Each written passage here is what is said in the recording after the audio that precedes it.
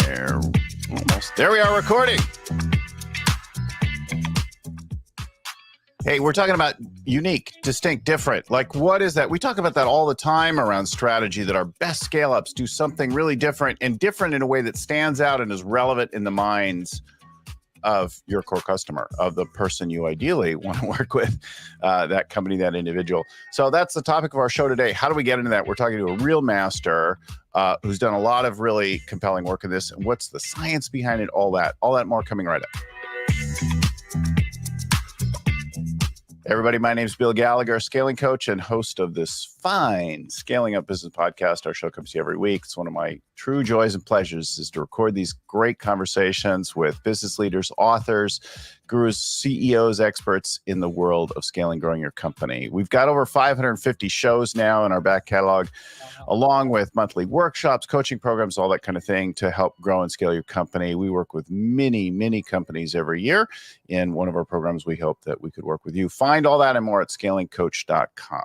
Scalingcoach.com also has links to our monthly workshops and to our free mini course on how do you identify the stage you're at in growing your company and what's necessary to move to kind of the next stage of growth as you grow, scale, and hopefully eventually exit.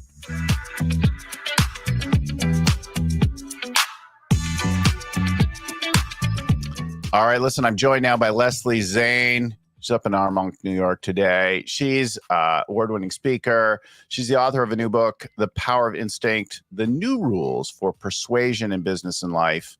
There it is, Power of Instinct. Right there on the screen, in the show notes as well. Look, she's a super baller in the world of, maybe I shouldn't say it that way, right?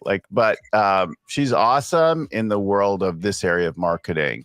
And she has a firm called Triggers that does behavioral science around branding and that kind of thing. She's worked for big brands. She's Yale, Harvard, Bain and Company, Procter and Gamble, published and noted and all that, HBR, World Economic Forum, Newsweek, on and on. She's the real deal. And she's going to share some of her stories and that kind of thing with us. So Leslie, welcome to the show. Thanks so much for having me, Bill. I think that we're going to have a fun conversation today. I hope so. I hope so too. It's up to us, nobody else. So what about your background leads you to write this book? Like how did you get here? Why'd you get here? So after I graduated from Harvard Business School, I went to work in brand management at a couple of fabulous companies that you may have heard of, Johnson & Johnson, yeah. Procter & Gamble. And I was kind of astounded that here I was at the marketing capital of the universe, and a lot of our brands weren't growing. And yeah. I thought, what's up with that? How is this possible? I thought I was going to be here and learn from the best and learn how to do it. And in fact, I found that at the end of the day, marketing was a very random process. Different companies had different ways of doing it, and a lot of it did not work. There's the classic, you don't know which half of your marketing is, half is working, but you don't know which half. And so I set off in 1995 to start my own company because I had very different ideas. And I wanted to explore those ideas. And it was really hard to do that in a traditional marketing environment. So in 95, I started my own company. I started using behavioral science before that was even a term that people were talking about. This is, literally 30 years ago. And we kind of cracked the code on how to drive consistent growth and how to scale companies faster. So I hope that we can share some of those lessons and lessons learned with your audience today so that they have a little bit of an easier time than a lot of other businesses have. Well, we're going to talk about all kinds of really great stories, things that happen at McDonald's, things that happen at Snickers, Johnson & Johnson's baby business. We'll get into all that and more in a minute. Before we get into some of those great stories that you have with things that hopefully will stimulate people to think about what to do for theirs, talk a little bit about this idea of brain science and what is it that we are missing about the way our brain, everybody loves the brain science topic. So hit us with some of that magic. Awesome.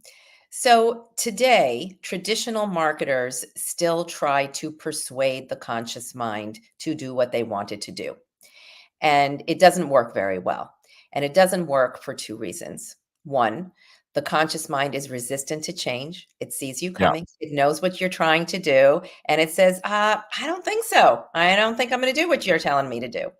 And then the second problem is that the conscious mind makes up only 5% of the decisions that we make. The vast majority of our brand decisions, and really, quite frankly, every other decision in our life, is instinctive. The instinctive mind makes up 95% of the decisions that we make.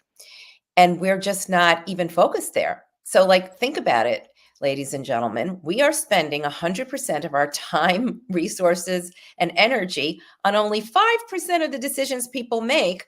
No wonder getting sustainable growth is so hard. The opportunity is to switch our focus to the instinctive mind, which is much more malleable, and you can make change much faster there. And that is the world that I want you to step into with me today. The world of the instinctive mind, where brands exist down there in a very different form than people think about. They're not even aware that the brands exist down there. And I'll explain, all about how that works.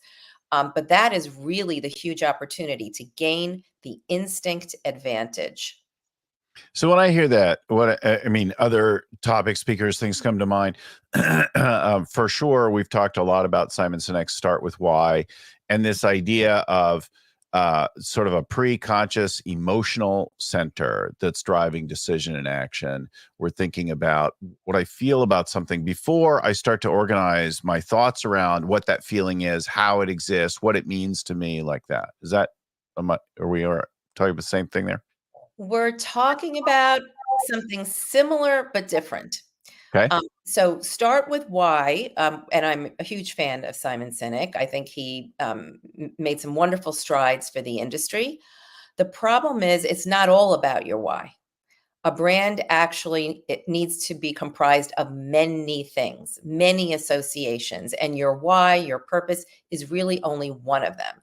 So I think the thing that happens in marketing, and this is just human nature, we tend to glom on to the latest big thing, and we go do that for a few years. And so whether it's demographics or brand purpose or segmentation or whatever it is, we do that for a few years. It doesn't end up growing the business all that well, and then we go on to the next thing. So I think the problem with the why is simply that people ended up using that as like the whole story of Yeah. their business. They went too heavily into it, and when it's really just a component.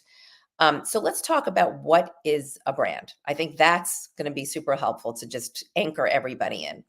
A brand is the cumulative memories that have gotten attached to that brand in the subconscious or instinctive mind, and it lives in our memories. And some of these memories that are attached to your brand can go as far back as childhood. So in the case of a McDonald's or a Snickers or a Ragu Italian sauce, or a Colgate toothpaste, these are brands that go way back. Every brand has a connectome, a brand connectome. You're looking at a model of the brand connectome behind me. Essentially, it's a central node with a bunch of neural pathways connected to it that are physical. They have a physical presence in your mind. So a brand is not this wispy thing. It's not a bunch of emotions. It's not any of those things. A brand is a series of neural pathways that hold associations and memories that have formed and gotten connected to your brand over time in the mind.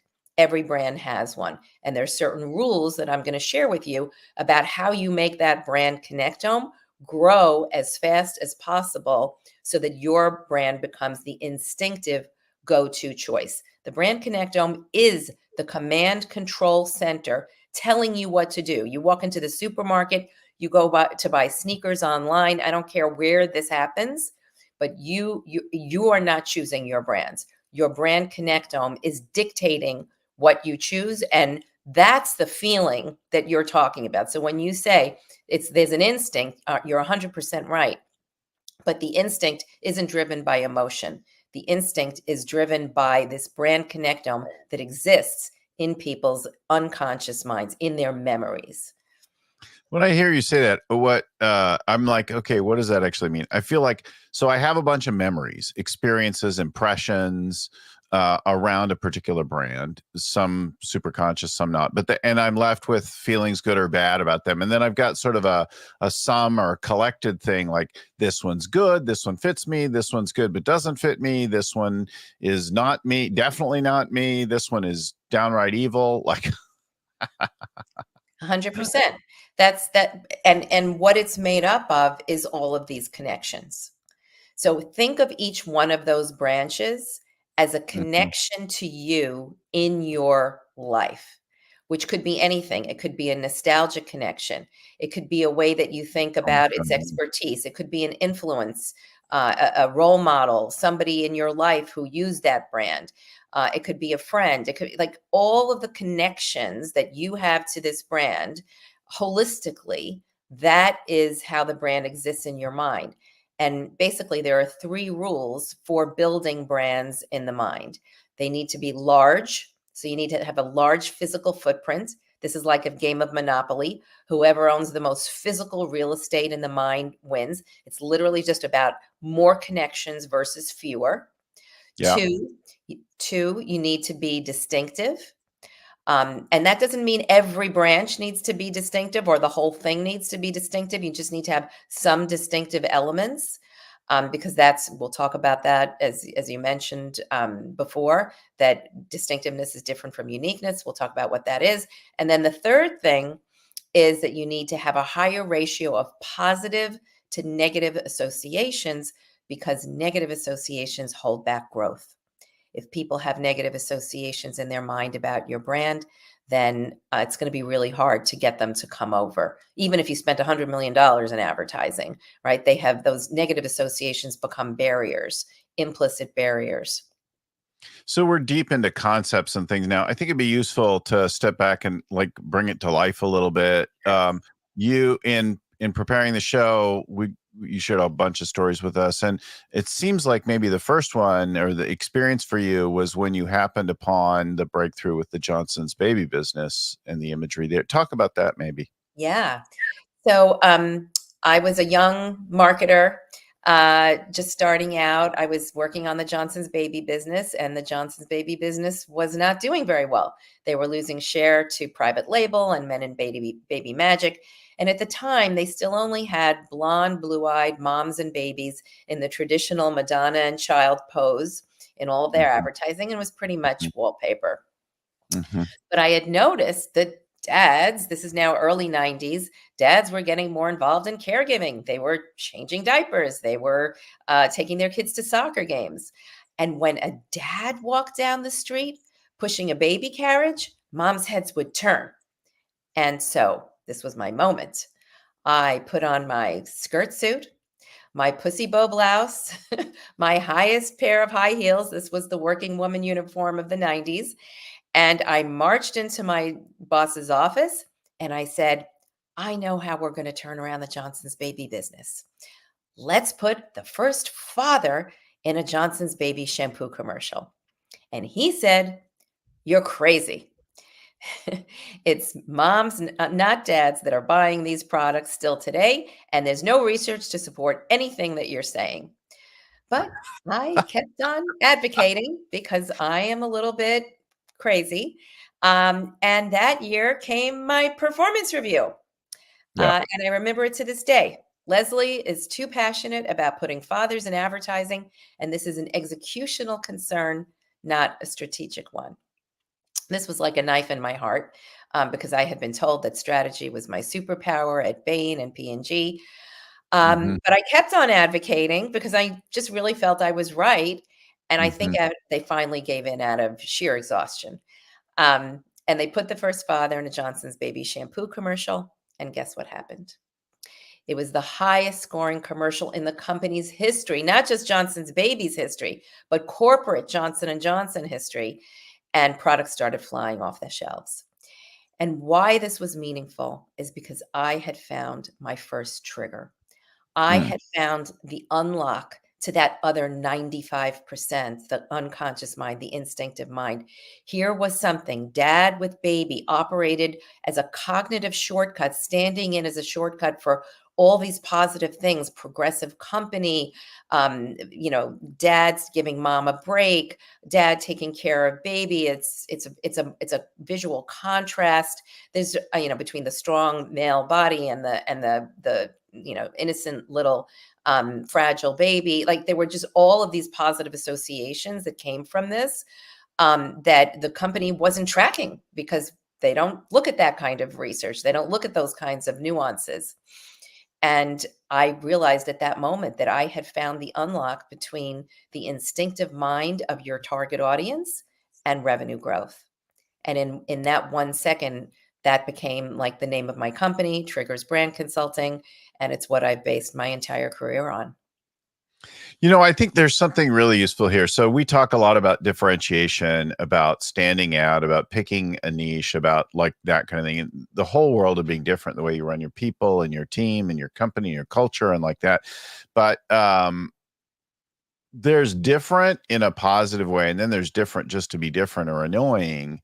And you picked the trigger there.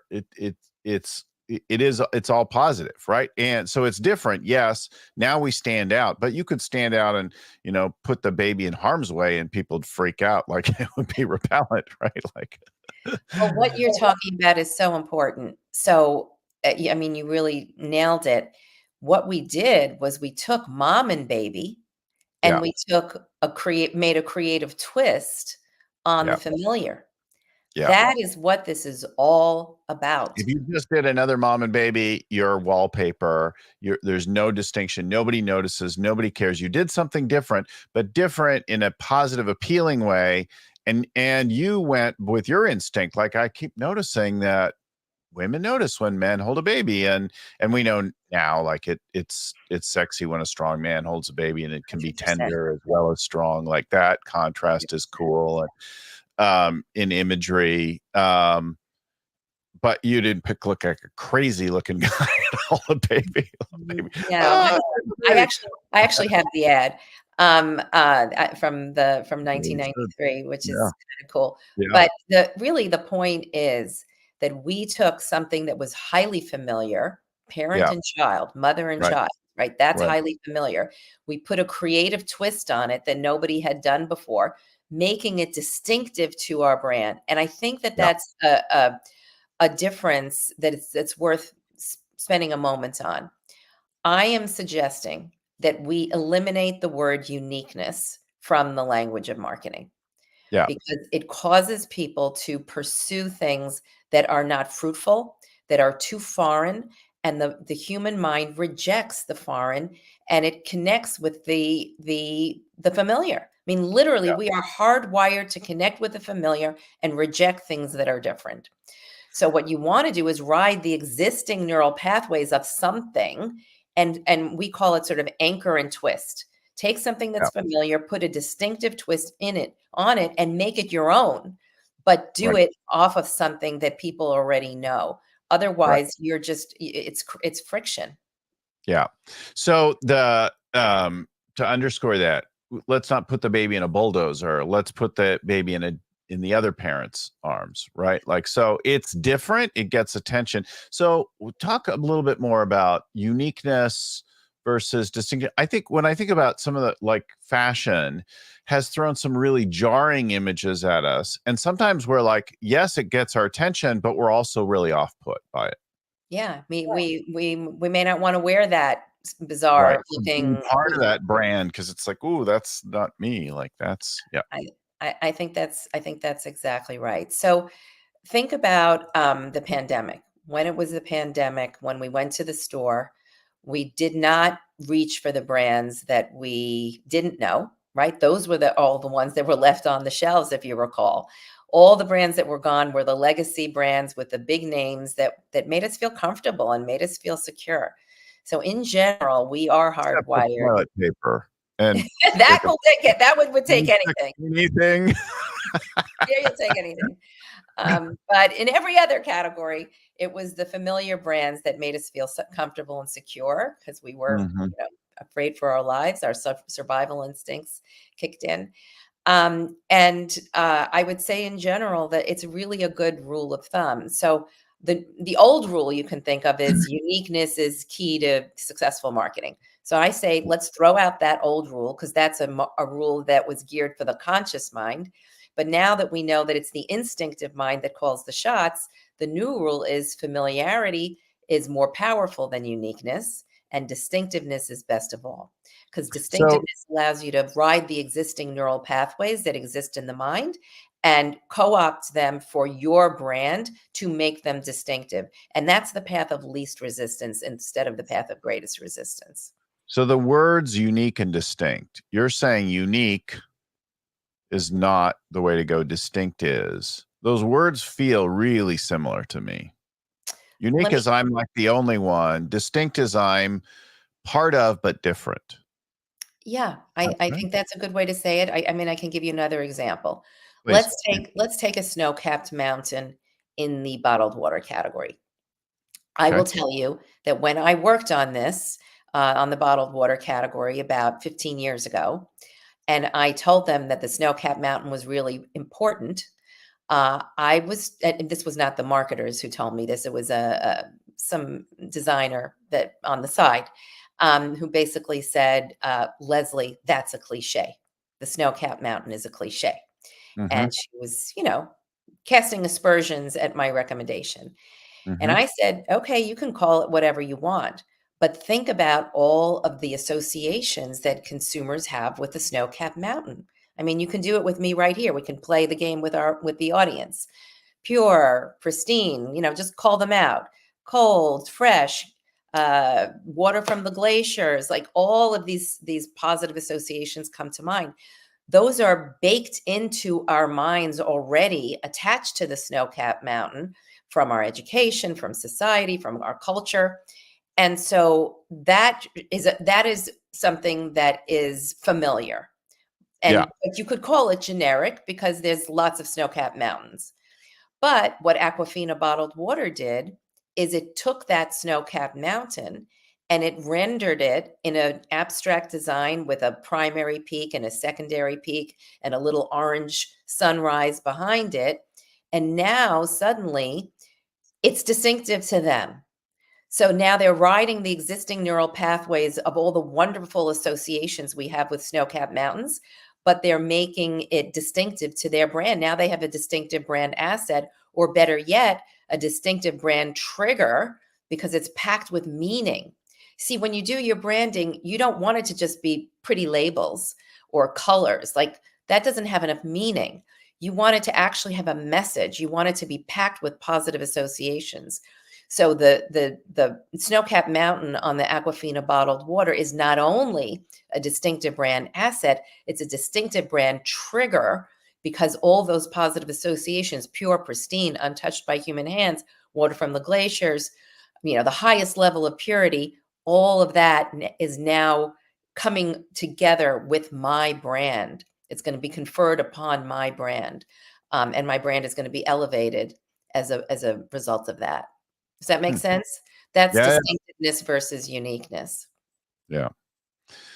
Um, let's you got some great stories here. Talk to us about McDonald's. That's one that everybody knows worldwide, and is definitely a company that's had moments of trouble around that, and you did something interesting there. Yeah. So, McDonald's, was suffering. This is maybe going about 8 years ago, I would say. Yeah. McDonald's was suffering from these videos that had gone viral all over the internet, anywhere between 25 million and 50 million views per video, that basically showed that there was pink slime in your chicken nuggets. It was this ugly, white, Thank almost looked you. at Yeah. like pink goo, Yep. 100%. Um, 100%. uh, Yep. or there were also some around horses' eyeballs in your beef, or meat that doesn't mold. I mean, there were a series of them. They were Yeah. just awful. I mean, if you're the chief marketing officer at this Yeah. point, you're crying yourself to sleep. Yeah. Um, And so they really didn't know what to do, but they did what they thought they should do. And they launched a big advertising and marketing campaign that said, no, we don't have pink slime in our chicken nuggets. And guess Yeah. what happened? The brand took a further nosedive because now they're telling even more people that they have pink slime or that they Yeah. might have pink slime. People And don't they believe them. also were reinforcing a negative association, which is Right. what you never want to do. Right. So what you want to do when you have negative associations is, first of all, you want to find out what they are. Right. And you won't find that out from your current customer because they don't have a lot of negative associations. You need to find out what your negative associations are in the minds of your growth target, the people you're trying to get. And So then pause for 1 second. yeah, That's really important. Don't yeah. look at how all customers feel about your brand, your competition. Focus on the ones that you want more of. We all know there's this group of customers that I really hate dealing with. They're pain in my ass, always asking for discounts, never say anything good. And then there's this other, figure out who those people are. The core customer is a really, really useful thing to figure out first. Who do we want more of, right? And it's not necessarily the biggest group out there. It might be a pretty small niche, and we're going to be the best for them. So I will tell you what our philosophy on this Yeah. is, and where we've been able to get the growth for our customers. We feel that the core customer is actually a trap. Mm. I'm not saying that the core customer isn't important and that we're not going to show them a lot of love and give them white glove service. I mean, you absolutely need to appreciate your core customers. I Mm. appreciate my core customers. Mm. But the only way you're really going to get growth is to target the largest number of non-customers possible. Those could be competitive users, they could be non-category users, either one. Competitive users are going to come over faster because they're already in your category. And I would say that that's a really important shift to make because most companies spend all of their time trying to sell more to their existing customers. And the fact is, you can only sell them so much. I mean, how many bottles of shampoo can how many times can I wash my I'm not shampoo? talking just about existing customer. I'm talking about a type of, right? Some segment. Even a type of.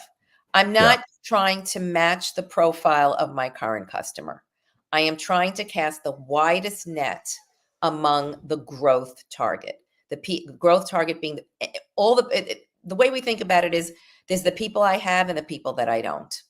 And the Mm. people that I don't have are the ones I'm going after. And Mhm. I want to actually have the largest number in my target as possible. So I want to cast a very wide net because if I only have $1 to spend, and I'm sure a lot of your audience is small companies that don't have a tremendous amount of resources, what's better for me? Is it better for me to put my $1 against a small target or my $1 against a big target? If I put my $1 against a bigger target, I'm going to get more volume back than if I target only a small audience. That's just simple math. You're going to get a greater return from targeting the largest audience possible Okay. of people you don't have. So that's a really big distinction that your core customer is essentially a trap because they're not gonna reveal what's wrong with you. Your growth target has some negative associations. Otherwise, they'd be using you. By definition, they have some negative associations. If we can find out what those are, and particularly the ones that are not so much on the surface, but more implicit in nature, then I actually can create a strategy for taking down those negative associations. And I want to displace the negative associations with positive ones. I am never going to try to convince people, no, I don't have pink slime in my chicken nuggets. Instead, what I'm going to do is I'm going to replace it with triggers and messaging, visuals, verbal cues, all of that that are positive in nature because positive displaces negative. And what McDonald's ultimately did is they found they went on a real food strategy, and they Mhm. found all of these visuals and verbal cues around what real food looks like. And by the way, all of this was true. None of this was none of this was made up. It was the videos that had been made up that Mhm. were fake news. Hmm. But the brand actually is, uses sustainable methods, and they have family farms for their potatoes, and they use 100% USDA beef. And Hmm. one of the most important triggers that they used to turn around the brand was the fresh cracked egg. Because a fresh cracked egg, everybody knows what that is. That actually means that McDonald's cooks. They do fresh cooking when they make your egg McMuffin. And during this period, people had forgotten that McDonald's actually cooks over there. When you walk into McDonald's, you hear a lot of like beeping machines, and you see things being warmed up. And so the mind created this story about McDonald's that it's just an assembly line of fake food. Yeah. And together with the videos, which corroborated that, you could see how it was easy to create negative associations in the minds of the growth target and the current customers at that time. Yeah, But the absent the picture of a cracked egg, I'm thinking that some egg product from a factory is going to get poured out of a milk carton kind of thing into a frame, and then like that's going to be perfectly sized and go. And it feels like factory like, and we know that they've created special machinery and systems to be really fast right from the get go. Um, so we have that like even like an expectation, that until you say it or until I think about it, like I didn't really think about that. But an actual egg is getting cracked and cooked. I do that, when I'm home by myself most days. Yeah, and that egg comes from a farm, and it comes from a chicken, and like all of Right. the really the roots and the sourcing of the food. A lot of companies, a lot of food companies spend too much time focused on the consumption experience, which is Yeah. showing people happy Yeah. eating the end meal. But what Yeah. people care about today is the integrity of the ingredients. And so it's far more important to spend more time on the sourcing, and McDonald's just hadn't been doing that. So they just started telling the actual story of how they make their food, and the Yeah. business started to turn around. So I think the fascinating thing about negative associations is they're not permanent. Any brand can grow. Any brand can, even if you've had some missteps, you can recover from those, as long as you replace them with positive associations and start doing the right thing. Well, uh, it's a really old story now, but Tylenol had some product tampering and people died. And then people were scared to take Tylenol and use Tylenol products because that Tylenol said, great, this happened. Here's what we're doing. And they're like, okay, the things look like this now. And they have this cap. And they're like, we take this really seriously. And they're like acknowledging it and then dealing with it. Because in this case, it was tampered with. People did die. Made all the difference in the world, right? Became memorable because, we actually care, right? Yeah, I mean, that the Tylenol case study is probably one of the most important marketing and PR stories for everybody to study, because it was a case study in how to handle a crisis. They did everything right. They took the product off the shelves, which cost them millions and millions of dollars. They did all the right things in terms of those safety seals, and they were able to build the business back pretty quickly. Very different from a company denying that anything's wrong and trying to brush it under the rug. So yeah, there's lots to be learned from these stories of successes and failures, and how to Yeah. handle them. Yeah. Uh, what happened with Snickers and Betty White and share that? So Snickers is a great case study because here you are, a candy bar sold on taste, and then you're just like every other candy bar, and people tend to limit how many they can eat of those, Yeah. because it's candy, and everyone knows it's not necessarily good for you. So what we did for Snickers, which was different, is that we went after a related category. We took hunger satisfaction from snacking and brought that over to the candy category. So Yeah. now Snickers has a point of difference of hunger satisfaction within the entire category of candy bars that just taste good. And so now it has an incredible point of difference. And that point of difference is not only different, but it actually elevates the brand above other candy bars that are just about taste. Now this actually has a purpose in your life beyond that of satisfying your hunger, not just being, something that's delicious. And it makes it much more permissible and much more wholesome in a way. And all of that, along with the insight that when you're hungry, you're kind of not yourself. All of that led to that, fabulous campaign, the Betty White campaign. You're not you when you're hungry, which will go Describe the down in campaign. I history. don't think most people remember the campaign. Remind people what it looked like. Yeah. So Betty White. Oh, I'm sorry. It starts out with a bunch of football players, and somebody walks up to one of the football players and says, "What's wrong with you today? You're just not. You're just not. You're just not cutting it." And the guy is no longer himself. The guy has turned into Betty White, who we all know and love, of course. And she's out there playing football with everybody and being tackled. But she eats a Snickers bar, and that satisfies her hunger, and now she's brought back to the original guy.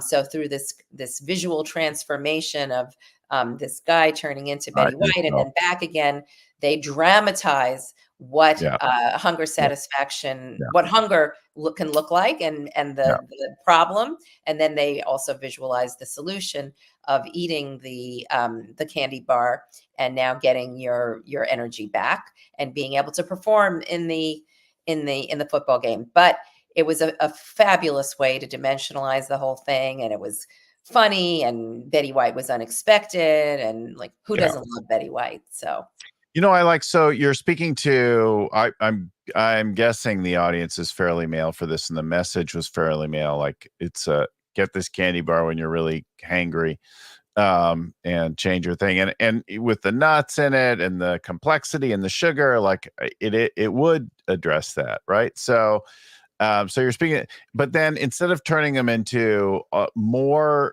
raging person, these football players, you're turning them into Betty White, the opposite. And I know from experience, even recently, I got a little hangry, and this one went to like level 11, and I was just like out of my mind, irritated. And I kept I'd like walk into this restaurant, try to get served. And I was just like, I was having bad luck. And my wife, daughter were they were like worried about me that I was going to lose it, punch something, or, I was turning into the Hulk, not Betty White. I wasn't a humorous, sweet older woman. I was a demon. Yeah. well, they could have gone either way with that creative Yeah. dramatization, If but you took it really funny and made me Hulk-like, that would work, right? yeah. We would get that, but A little bit of humor goes a long way, but actually, that's another really important point. Humor only works when it is useful, when it's in yeah, service of the benefit. So the beauty of the Betty White switch was not a superfluous thing just to get a laugh. That yeah, laugh is directly connected to dramatizing the transformation of the person back and forth into somebody who was hangry, as you say, and versus somebody who was satisfied and able to keep going and do what they had to do. And that's a really important point, because a lot of advertising kind of loses the plot and yeah, forgets that that's why it's there. And when you just create humor like that, it goes in one ear and out the other.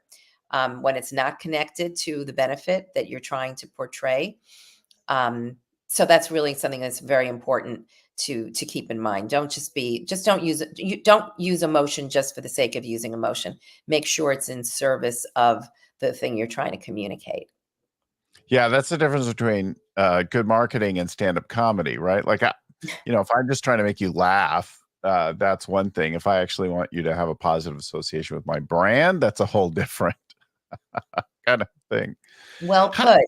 Well put. yeah, so how do we find our triggers? How do we figure out that, in our case, right, in this audience, many of their companies are not well known. They don't have negative associations. They're completely like not on the radar for people. And so they want to get on quickly, and then they want to have a positive association with something that's unmet, that's unfilled, that's like that.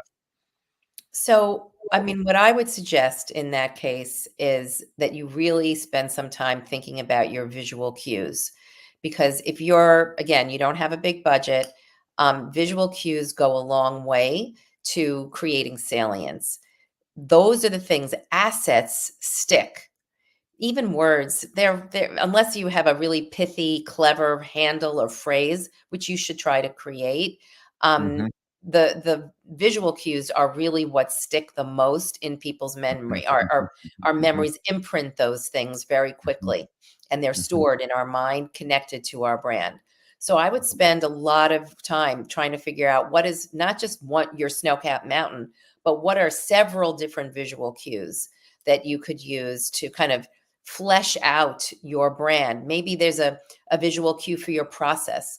Maybe there's a visual cue for your expertise. Maybe there's a visual cue for the growth that you're going to, give people. I don't know if this is B2B or B2C, and I don't know what kinds of businesses your audiences work with, but it could be either. And half of Yeah. our work is B2B Yeah. today.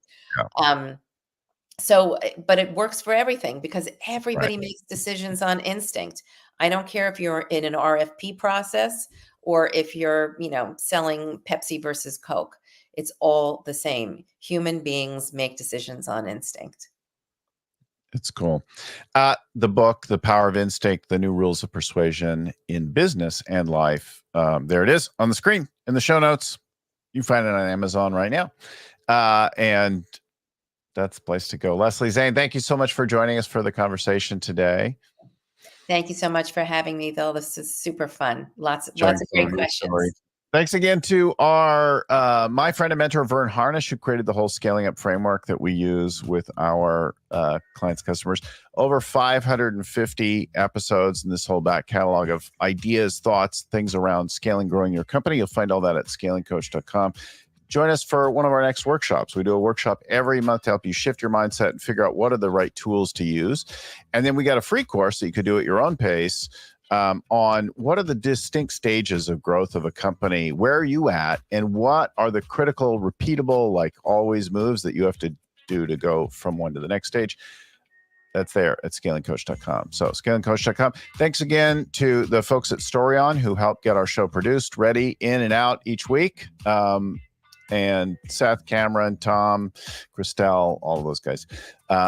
Thanks again to you all for tuning in, for watching, for listening. We'll talk to you again next time. Keep scaling.